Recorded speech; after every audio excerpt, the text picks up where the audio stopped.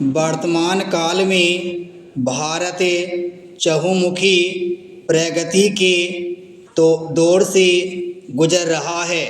भारतीय नारी राष्ट्र को प्रत्येक दृष्टि से विश्व की आर्थिक शक्ति और सैन्य शक्ति के साथ साथ खुशहाल करने में अत्यंत महत्वपूर्ण योगदान कर रही है।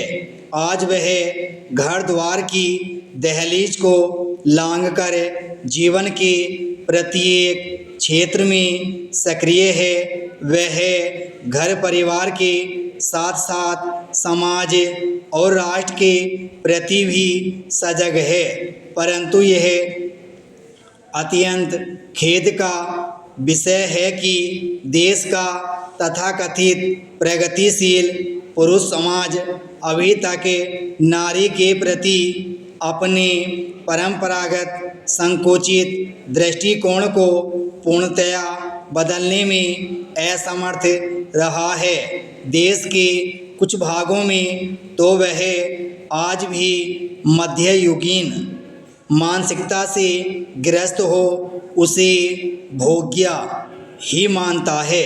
आवश्यकता इस बात की है कि पुरुष अपनी इस मानसिकता को त्याग कर नारी के निर्भय और स्वतंत्र भाव से कार्य करने और निर्णय लेने के अवसर दे तो निश्चय ही नारी राष्ट्र उत्थान के कार्यों में अपनी समस्त योग्यता एवं क्षमता के साथ और भी अधिक सफल होगी।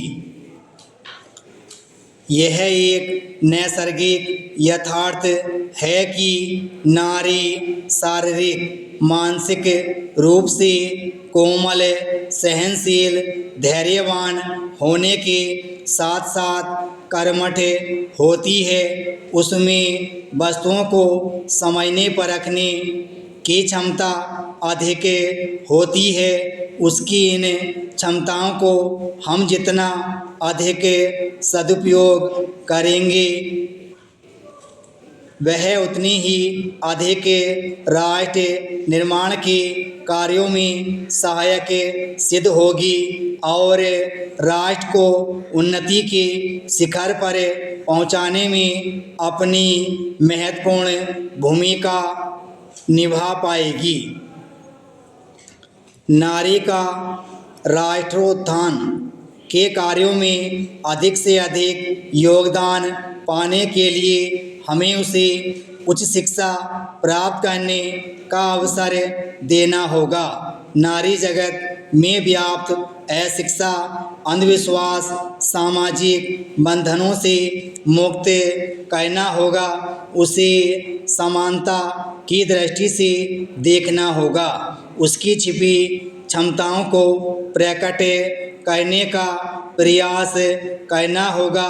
उसमें आत्मविश्वास की भावना भरने के लिए उपयुक्त वातावरण बनाना होगा। यह ठीक है कि आधुनिक काल में नारी जीवन के प्रत्येक क्षेत्र में सक्रिय होकर राष्ट्र निर्माण तथा राष्ट्रोत्थान के कार्यों में महत्वपूर्ण भूमिका निभा रही है, किंतु राष्ट्रोत्थान के कार्यों में उसकी और सक्रिय भूमिका की आवश्यकता है और उसके लिए समुचित वातावरण का निर्माण करने की जिम्मेदारी पुरुष वर्ग की है।